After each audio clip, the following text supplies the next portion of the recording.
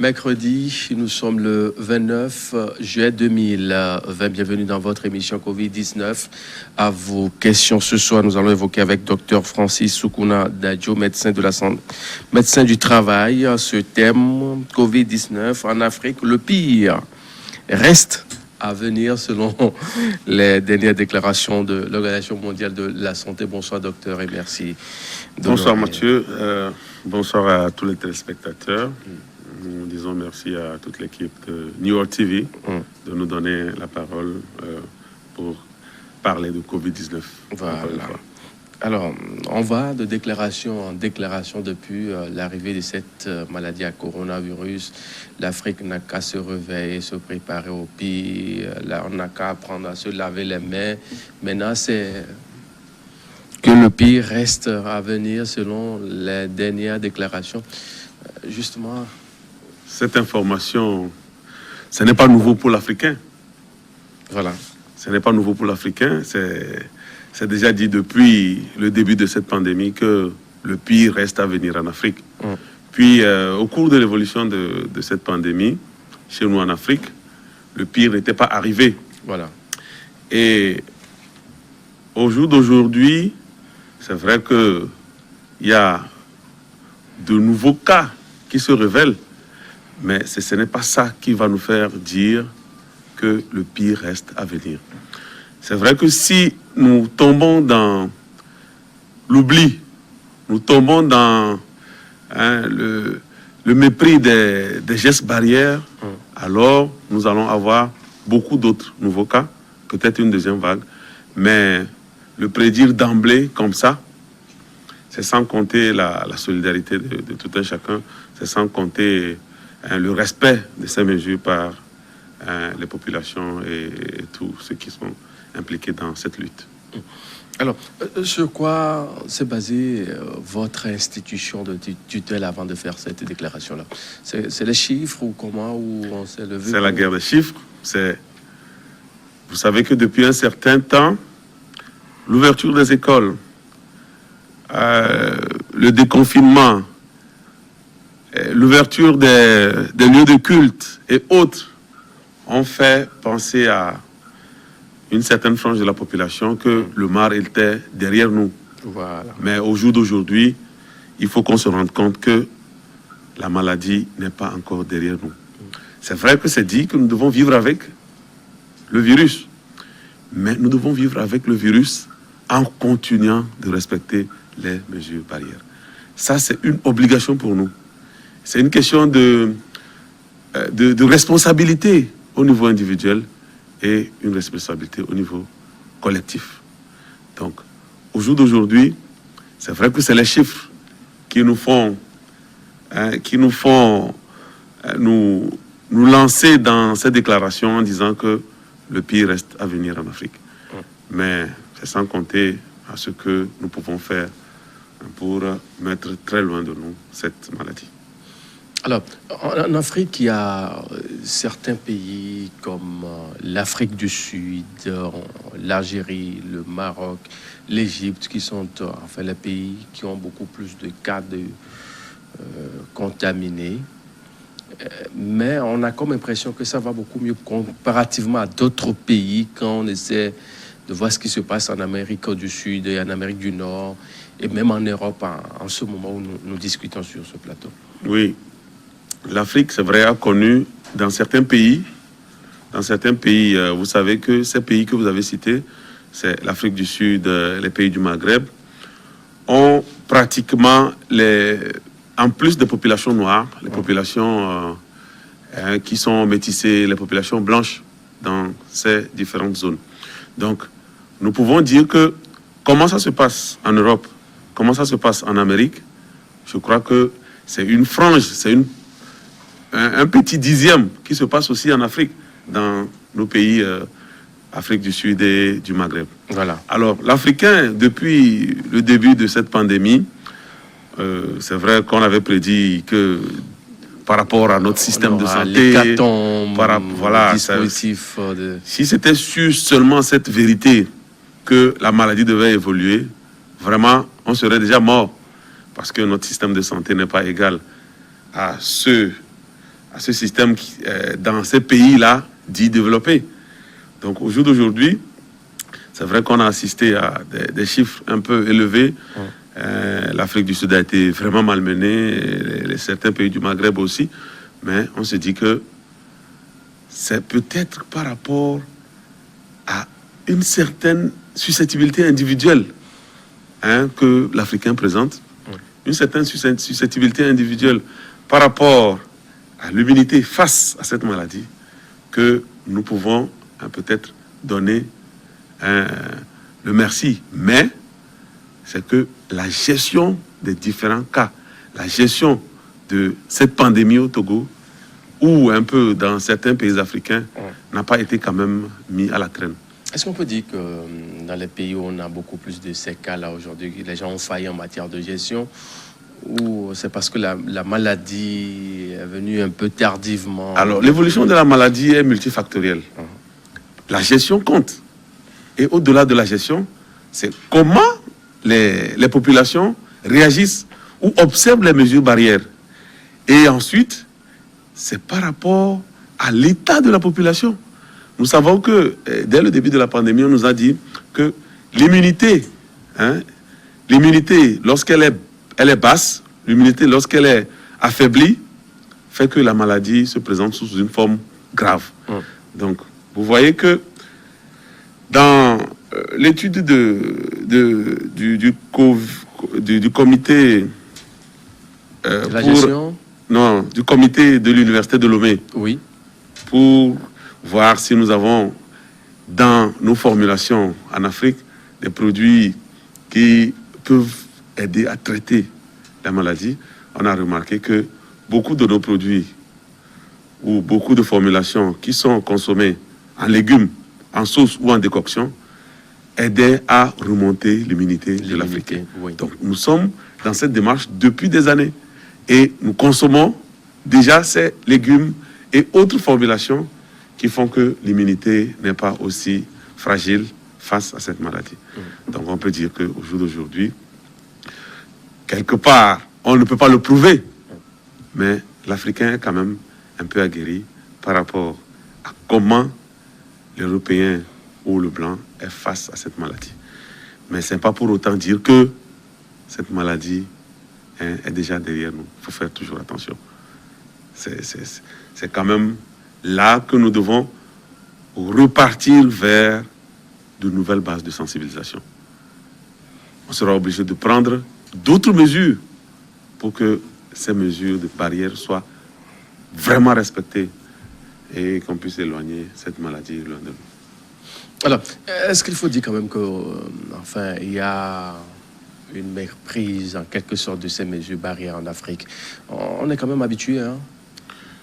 C'est ça même la difficulté. Au jour d'aujourd'hui, rentrer dans les habitudes, on sait aujourd'hui qu'on ne peut plus facilement se serrer les mains, on garde facilement la distance, absolument. On se lave les mains. Mais ça ne suffit pas. C'est le port du masque qui pose un peu de problème, mais finalement, on s'y adapte. Voilà, on est toujours derrière les populations pour qu'elles mettent le masque.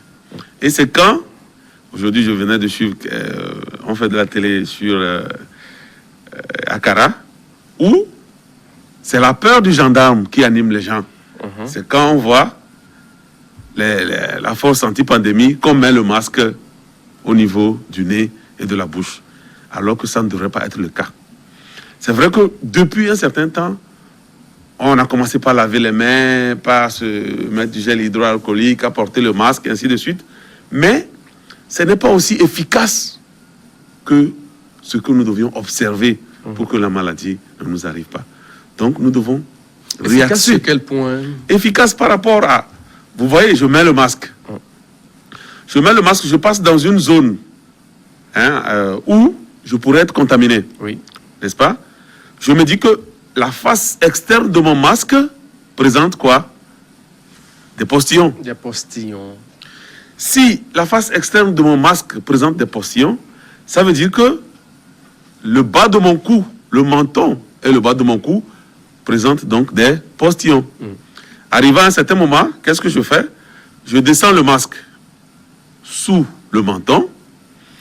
Je vais alors chercher les postillons Et dès que je vois le gendarme, je remets le masque sur le nez et la bouche. Alors, qu'est-ce que j'ai fait? J'ai déplacé les postillons contenant probablement les virus vers la bouche et le nez. Vous voyez que, ce faisant, On se réinfecte. on crée un problème. Malgré que nous avons le masque qui est là, on a pris le risque de ramener nous-mêmes le postillon dans le masque pour nous infecter. Donc, nous devons observer normalement les bonnes pratiques par rapport au lavage des mains. Peut-être qu'on sait bien le faire, mais peut-être que ce n'est pas encore assez. On doit se réapproprier la manière de porter le cache-nez. C'est très important. Le cache-nez doit être de mise et le cache-nez ne doit pas se mettre au front. Le cache-nez ne doit pas se mettre au menton. Ou carrément, on ne met pas le cache-nez. Puis, c'est quand on va, le gendarme qu'on met le cache-nez. Alors, certains bars ont rouvert et aucune mesure n'est respectée. Les Vous bars, avez fait le constat J'ai à fait le Lomé constat ou dans- à l'intérieur du pays? que ce soit à l'intérieur, j'ai fait une émission sur Radio Lomé la dernière fois, Oui. une émission interactive où un auditeur a appelé de Cara en disant qu'il y a plein de gens qui n'observent pas les mesures barrières, qu'il y a plein de gens qui n'ont pas mis le masque. C'est quand la force anti-pandémie arrive que les gens mettent le masque. Mhm. Et d'autres ont appelé de certaines villes de l'intérieur pour dire que vraiment, ils sont inquiets par rapport à comment les gens observent ces mesures barrières. Donc au jour d'aujourd'hui, nous devons réaxer la sensibilisation, peut-être remontrer aux gens comment porter le masque et quels sont les risques quand on le porte, comme on le fait maintenant, en mettant au menton ou en mettant au front, ou en ne mettant même pas du tout, mais en se retrouvant dans un bar, à prendre un pot avec des amis, alors que il y a des voyageurs, il y a des cas suspects, il y a disons des porteurs asymptomatiques. Asymptomatiques qui sont dans la foule. Alors ça, c'est un problème. Alors, justement, est-ce qu'il n'est pas temps de réorienter peut-être la communication dans tout son ensemble? Peut-être qu'on en fait un peu de trop dans les villes, mais aller dans les confins du pays, les localités les plus reculées du pays. Je crois que c'est vrai, je l'ai dit tantôt, qu'il faut réaxer la sensibilisation. Mais réaxer la sensibilisation, elle doit se faire à tous les niveaux, que ce soit en ville ou dans les villages de l'intérieur. Parce que vous voyez au jour d'aujourd'hui, les nouveaux cas qu'on donne, c'est un peu partout. Ce n'est pas seulement en ville ou pas seulement dans les petites contrées. Donc nous devons réaxer en faisant quoi? En reparlant à nos populations. C'est vrai que les communautés à la base, comment on les appelle, les élus locaux, Les élus locaux, les conseillers CDV, municipaux les et CDQ, autres et sont- même les nouveaux maires élus, hein. sont dans la marche pour cette sensibilisation. Et dans l'émission que j'ai suivie sur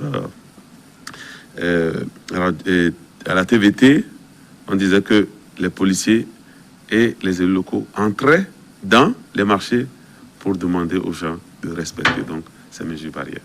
Donc nous devons vraiment réaxer la sensibilisation, la communication, nos techniques de communication et mettre ensemble beaucoup d'acteurs pour que ça puisse aller plus loin, pour qu'on puisse ratisser plus large. Alors, Voilà. vous avez parlé, entre-temps, du port de masque qui, entre-temps, on peut prendre un peu de l'air naturel. On est tenté de descendre ça au niveau du cou, ou bien on accroche une partie de ce masque à une oreille, carrément, on renvoie ça au niveau du front. Bon, est-ce que, enfin, dans un espace libre où il n'y a pas de monde, est-ce qu'on ne peut pas quand même enlever ça et prendre un peu de l'air naturel? Parce Vous qu'on a êtes, comme l'impression qu'on est un peu étouffé là. vous êtes seul dans votre véhicule, vous pouvez ne pas, vous pouvez bénéficier donc de ce que vous dites. Vous êtes seul dans votre véhicule, vous êtes dans votre maison. Vous êtes seul dans un espace ouvert, assis. Vous pouvez donc respirer, comme vous le dites, de l'air frais. Mais dès que d'autres personnes entrent en jeu, dès que vous allez en public, vous devez vous conformer à ce qu'on dit, remettre votre masque là où il est. Et Normalement, quand vous avez utilisé un masque pendant un certain temps, vous devez pouvoir le changer. Parce que dès que vous l'enlevez et que vous ne le gérez pas bien, et que la face externe qui est censée avoir les postillons, si vous touchez ou que ça vous touche, vous pouvez être infecté. Donc nous devons faire attention par rapport à ces genres de faits. Voilà. Mais au niveau des bars, hein, des débits de boissons, ça va être un peu compliqué. Hein. On ne peut pas mettre un masque et mais moi, je pense de que, la bonne bière. Hein. à Vous êtes d'accord avec moi? à mon avis, on ne doit plus rester attroupé dans les bars pour dire qu'on prend un pot. Ça, nous devons, ou carrément, on sera obligé de repartir à la refermeture des bars. Parce que si on ne fait pas bien, on ne fait pas attention, c'est de là que nous allons avoir donc une deuxième vague. Comment? Parce que quand on prend un peu d'alcool, on va se mettre, on va un peu... On danse un peu. On danse un peu, on se salue, on oublie que nous sommes en pandémie. Alors, c'est un problème. Il faut qu'on puisse vraiment reconsidérer, hein, on doit reconsidérer ce qui est fait au niveau des bars pour que vraiment les mesures barrières soient respectées. Sinon... Est-ce qu'il y a quand même un contrôle qui se fait? Vous qui êtes bien sûr des hommes de terrain, est-ce que vous faites quand même des contrôles? On est plus axé dans l'entreprise. C'est vrai que le bar, c'est une entreprise. Oui. Mais nous sommes plus axés dans les entreprises pour voir quelles sont les dispositions que les chefs d'entreprise ont mis pour leur personnel.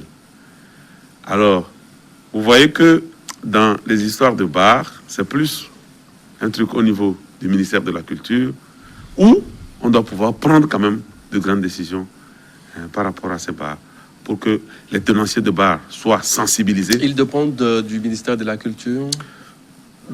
C'est ce que je me dis. C'est ce que je me dis. Ou bien du commerce. Du tourisme. Du tourisme. Parce que les hôtels et autres. Peut-être qu'ils sont peut-être d'appartenance double. Ouais. Ils doivent appartenir à peut-être ministère de la Culture ou du Tourisme.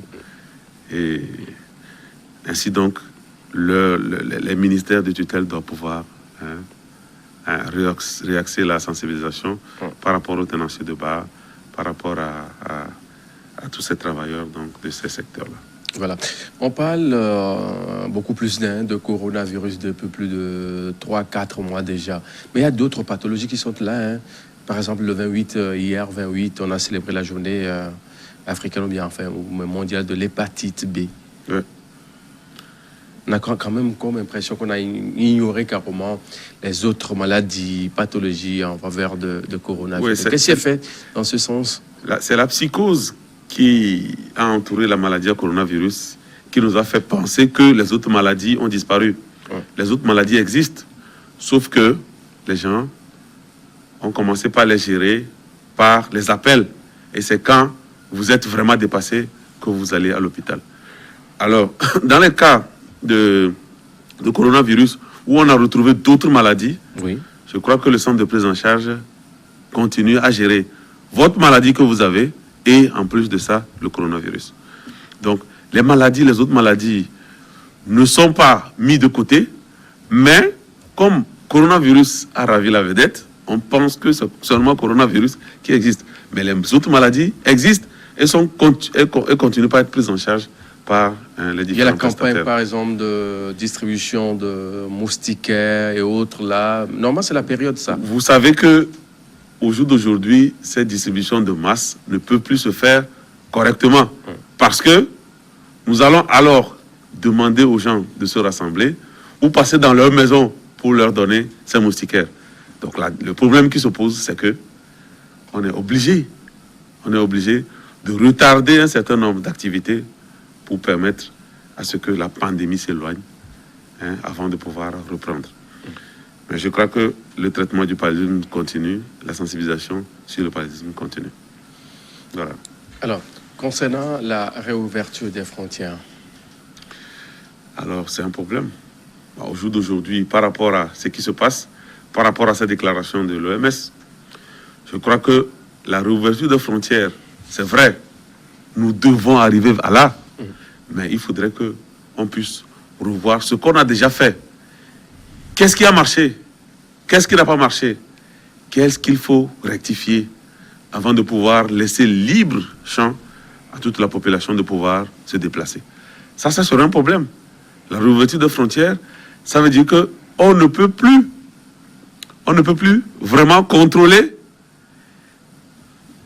Vous savez que les cas par rapport à la résurgence au niveau de nos frontières a eu lieu, c'était dû au fait que des gens sont passés par des zones où la frontière n'était pas totalement hermétique. Alors, maintenant, quand on va ouvrir, ça veut dire que c'est le point, c'est le point où on contrôle qui seront suivis, mais les autres points de contrôle ne seront pas efficaces, comme ça s'est passé donc dans la zone de Tchad-Manga, Kounio, ou le long de la frontière, et certaines préfectures qui ont des frontières avec les autres pays, le Burkina et le Bénin. Voilà donc, par rapport à l'ouverture des frontières, je crois qu'il faudrait qu'on fasse vraiment attention. Et je crois que les spécialistes, comme ça se fait pour les autres, les autres déconfinements, l'ouverture de l'école, ainsi de suite, l'ouverture des lieux de culte, je crois que les différents protagonistes s'asseyent et discutent pour voir dans quelle mesure on va ouvrir et que ça ne soit pas un piège pour les Togolais. Voilà. Alors, on sait que pour les vols, certains pays n'ont pas encore le OK pour pouvoir circuler facilement dans l'espace Schengen. En Afrique, on n'a que 4 pays pour le moment. On a le Maroc, l'Algérie et le Rwanda et puis 2 autres pays. Mais le problème se situe beaucoup plus au niveau des frontières terrestres et puis maritimes. Ouais. Qui fait beaucoup plus de mouvements de population que les autres frontières.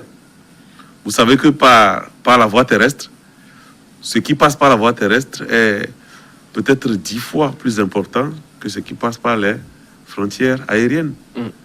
Et donc, par l'ouverture des frontières, vous savez que depuis, il y a eu des vols spéciaux. Et tout ce qui arrive au Togo par les vols spéciaux sont mis en confinement. Et quand ils sont mis en confinement, on leur fait le test avant qu'ils n'aillent donc dans leur lieu de résidence. Alors que, quand on va ouvrir les frontières, ce serait quand même un surcoût d'activité qui va nous arriver, où tous ces populations qui passeront par les frontières terrestres doivent être confinées, doivent être surveillées pour voir si elles ne présentent pas donc, le coronavirus. Donc ce serait vraiment au cas par cas que les différents pays vont pouvoir ouvrir leurs frontières. Ce ne serait pas une imposition d'une institution, mais c'est l'État qui va voir quelles sont ses capacités pour pouvoir contrôler ces différents mouvements avant de pouvoir se lancer dans l'ouverture des différentes frontières. Voilà. Nous allons nous intéresser un peu aux écoles. On parle de la contamination dans le rang des élèves et enseignants. Vous confirmez cette information-là, d'abord? Je n'ai pas vraiment les statistiques par rapport à l'école. Mais il y a quand même contamination. Je sais que des élèves ont été contaminés. Mais les enseignants, ça, je n'en sais pas. Mais les élèves ont été contaminés. On parle de 10, 11 enseignants également, les élèves. Je n'ai pas les statistiques par rapport aux enseignants. Mais je sais que des élèves ont été contaminés. Mais c'est possible que les enseignants soient contaminés si c'est des élèves que eux ils encadrent qui sont contaminés. Donc on peut avoir cette possibilité que des enseignants soient contaminés. Mais je n'ai pas la certitude de ces statistiques par rapport aux enseignants. Alors, que faut-il faire justement? On parle selon le site d'information Togo en live.info, on parle de 13 nouveaux élèves et 11 enseignants contaminés, dont un décédé. Le gouvernement togolais qui a rouvert depuis le 15 juin dernier les écoles afin de permettre à ceux qui sont en classe d'examen d'aller faire les derniers réglages avant les examens. Oui, c'est regrettable parce que tout était quand même bien ficelé pour que on ne rentre pas dans une vague qui arrivent au Togo par rapport à l'école, par rapport à ce que j'avais suivi des inspecteurs et des directeurs d'école, c'est que tout était quand même bien organisé pour que la maladie ne rentre pas à l'école. Mais malgré tout, je crois que le mal est arrivé et il faudrait quand même le cerner. Vous savez que d'ici quelques jours, l'école, les cours en présentiel vont quand même s'arrêter. On aura le temps de pouvoir faire les derniers réglages avant de commencer donc les examens. Voilà. Et je me dis que pendant ce temps de réglage, les gens vont quand même rester chez eux pour apprendre, pour faire leur révision. Et ceux qui ont été de contact, on va quand même les surveiller pour voir si ils développent ou pas la maladie. Donc on se dit que pendant la période de break pour les révisions, on va pouvoir réaxer donc la prise en charge, on va pouvoir réaxer donc les sensibilisations pour voir qu'est-ce qui n'a pas pu marcher dans ce qu'on a mis en place pour que l'école ne soit pas une source de propagation de cette maladie. Alors, au niveau de vous qui êtes bien sûr les professionnels du domaine, on parle aussi de la contamination. Bien sûr. Vous savez que dans certains cas, ce qui s'est passé, c'est que on n'a pas respecté les précautions. Vous savez, dans la PCI, vous devez vous protéger face à un patient que vous avez. Vous devez supposer a priori qu'il est contaminé et donc prendre les précautions pour que vous ne tombiez pas malade. Oui. Alors, d'aucuns disent aujourd'hui, je crois qu'il y a eu un sitting au niveau du CHU Sylvanus Olympio pour réclamer un certain nombre de matériel. Voilà. Bon. Si c'est une situation comme ça qui se présente chez un personnel soignant qui n'a pas été protégé et qui est tombé malade, vous voyez que là, le problème se pose. Mais si vous avez le matériel et que vous ne l'utilisez pas, que vous ne prenez pas les précautions, là, c'est un autre problème qui se pose. On vous a entendu parler de la disponibilité de ces matériels de travail. Oui, le matériel est là. Suffisant afin de juguler cette période de crise sanitaire, parce que selon l'information publiée par le site d'information l'informateur.net, un site d'information au Togo, on dit Togo en 7 jours, 7 agents de santé ont chopé le coronavirus. Ce qui veut dire qu'en réalité... le matériel est là, peut-être disponible au niveau... Les professionnels même ne sont pas à l'abri. Oui, vous savez que la population à risque, la première population à risque, c'est les soignants. Ça, c'est bien dit, c'est clair. C'est la population à risque. Et vous voyez en Italie cette pléthore de médecins et infirmiers qui sont partis dans le cadre de cette prise en charge. Donc, c'est vrai que le soignant fait tout pour ne pas tomber donc dans la maladie, mais il y a des situations qui font que soit il flash parce que il se trouve dans une situation où il est obligé de porter assistance, alors que en principe, pour porter assistance, il faut être protégé avant de porter assistance. Pour porter assistance, vous devez être protégé pour éviter le suraccident ou pour éviter le surcoût de statistiques lié au fait que vous avez voulu porter secours et vous êtes tombé malade. Malheureusement, c'est une population à risque, mais la prévention, le contrôle de l'infection ou les précautions que nous devons prendre doivent être vraiment observées à la lettre en repensant notre métier, en disant quand vous devez prendre en charge un travailleur, vous devez, ou pas un travailleur, un patient, vous devez bien vous protéger avant de pouvoir l'examiner, avant de pouvoir faire les prélèvements, avant de pouvoir faire son suivi pour une maladie ou une autre. Voilà.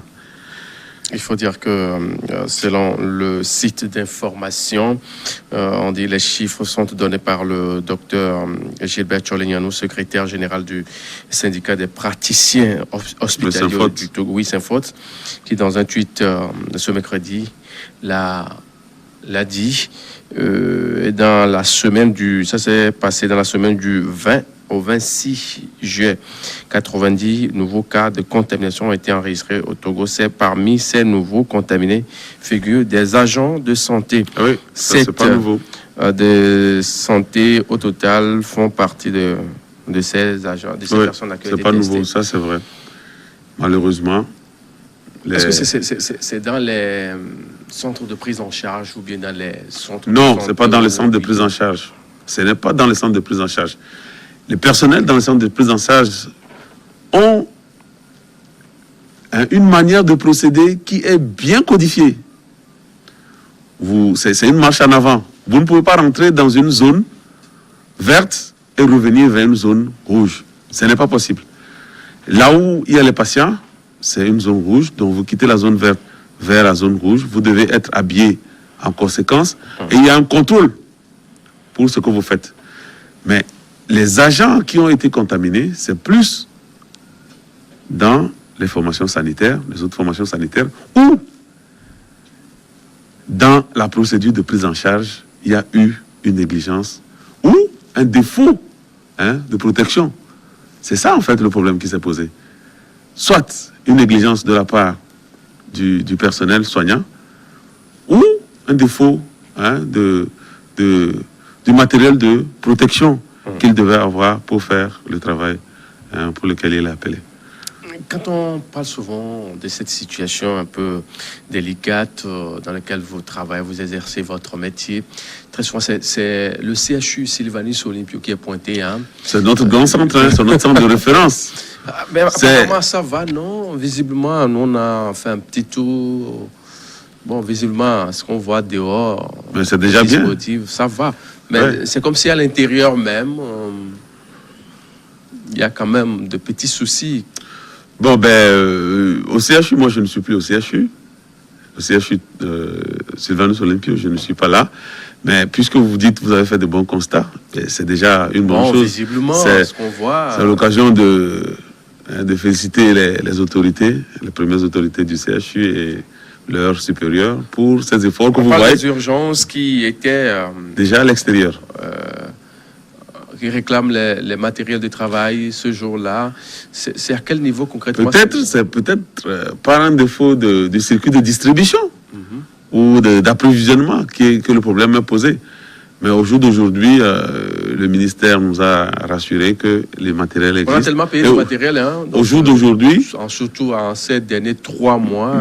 Même dans les dons, il y a beaucoup de matériel qui existe. Donc, on s'est dit que... il faudrait peut-être qu'on puisse organiser donc la répartition pour que toutes les structures en disposent et au bon moment. Qu'est-ce qui est fait justement au niveau des centres un peu éloignés de la capitale, dans la périphérie? Dans les périphéries, vous savez qu'au jour d'aujourd'hui, chaque structure, il y a des structures autonomes. Chaque structure autonome organise donc les achats de ces matériels. Et au-delà du fait qu'ils achètent du matériel, il y a aussi des équipements qui sont donnés pour la prise en charge donc, au niveau de ces zones éloignées. Donc au jour d'aujourd'hui, je crois que tout le temps, il y a des déplacements des équipes de soutien qui vont vers donc, ces différents centres pour les aider à pouvoir faire leur prise en charge. Donc je me dis que notre système de santé quand même est bien organisé. C'est bien décentralisé, déconcentré, qui permet à ce que ce qui se prend comme décision au niveau central puisse aller donc vers les zones les plus reculées, vers les USP et les cases de santé. Voilà. Maintenant, à l'intérieur du pays, c'est le même schéma? C'est le même schéma. 44 c'est le même schéma. Vous prenez un district, il y a le DPS. Après le DPS, il y a dans les CMS ou dans les autres centres, des médecins ou assistants. Puis après, dans les CMS, vous avez les chefs, les infirmiers responsables de formation sanitaire. Puis, soit une case de santé où il y a une sage-femme ou une accoucheuse auxiliaire ou un infirmier. C'est bien comme ça, c'est bien organisé dans ce sens-là. C'est bien organisé dans ce sens-là. Donc en réalité, il n'y a pas de souci à se faire. Hein. Normalement, si tout marche comme c'est prévu, je crois qu'il n'y a pas de souci à se faire dans ce sens-là. Voilà. Et pour les lieux de culte qui ont rouvert, après-demain, on va fêter la Tabaski. Hein. Oui, il y aura une prière, on a dit une prière de 30 minutes, de 8h à 8h30, selon le communiqué du président. Mais moi, je n'ai pas encore l'expérience de ce qui se passe réellement dans ces lieux de culte. Parce que je me dis que avant cette ouverture, c'est vrai que beaucoup de réunions ont été faites avec les responsables pour organiser comment ils doivent recevoir les fidèles, comment ils doivent les disposer et ce qu'ils doivent organiser à l'entrée de ces différents sites. Bon, au jour d'aujourd'hui, je crois que je me dis, vendredi, je vais quand même faire peut-être un tour et regarder, voir comment ça se passe pour les mosquées, comment ça se passe, et puis revoir avec dimanche prochain les églises qui sont autorisées pour voir réellement quelles sont les dispositions pratiques réelles que ces différents responsables de ces églises ont pris. Je n'ai pas encore donc un peu de recul, suffisamment de recul par rapport à la réouverture donc des lieux de culte. Voilà. On va quand même essayer cette fois-ci de jeter un coup d'œil sur les chiffres publiés au Togo selon les derniers chiffres dans un instant à l'autre.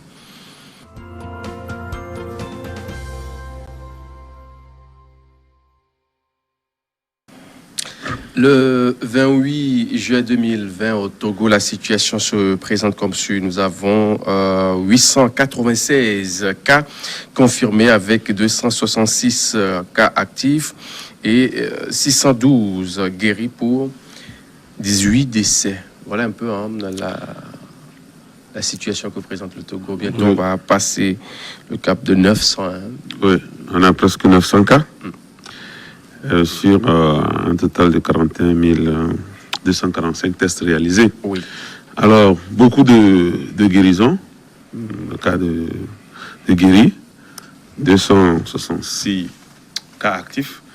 Je crois que la tendance, quand même, avait changé depuis un certain temps. Et depuis une bonne période, nous n'avions pas enregistré de décès.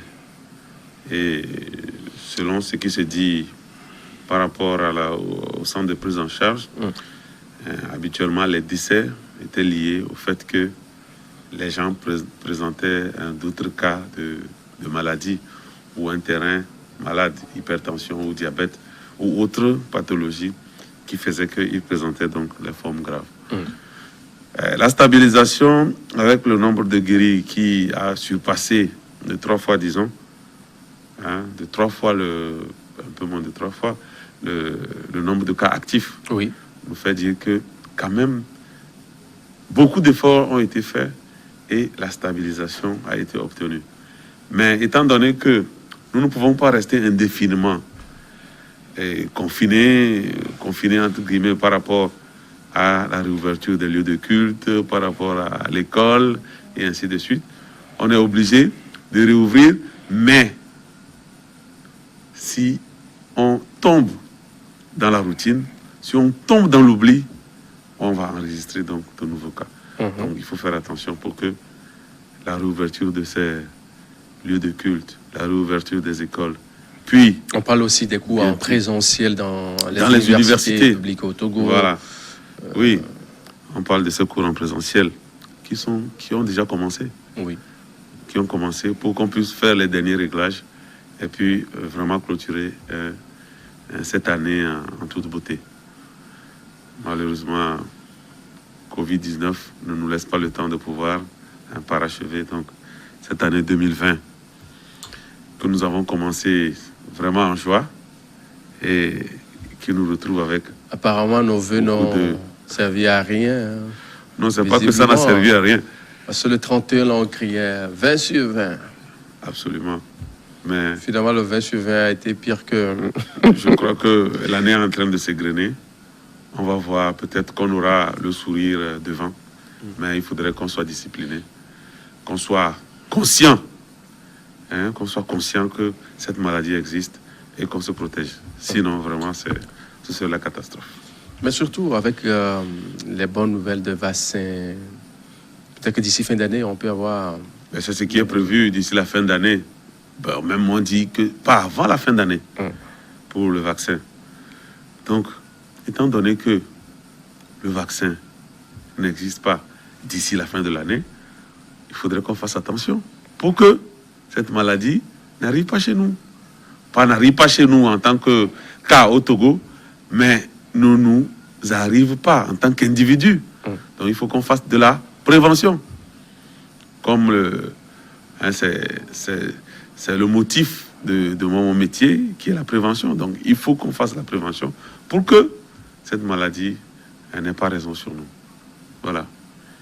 Au niveau des ateliers, je veux parler bien sûr de la coiffure et autres là. Vous passez aussi faire la sensibilisation à ces lieux-là? Oui. Ou c'est toujours je vous disais, dans les entreprises les mieux organisées? Oui, non, je vous disais tantôt que le secteur informel n'est pas du reste. Et l'inspection du travail a été formée pour le contrôle dans l'économie informelle. Et je crois qu'on avait commencé déjà par les petites structures de quincaillerie, les petits commerces. Et les coiffeurs et coiffeuses ne seront pas du reste. On va quand même passer pour contrôler. Parce que c'est là où on retrouve beaucoup plus des gens en nombre, et puis ils font les des apprentis, travaux. Et on fait de la manipulation des gens et tout ça. C'est vrai que le risque n'est pas exclu là-bas. Donc il faudra faire attention. Ils font également les pédicures, manucures là, pour rendre les femmes...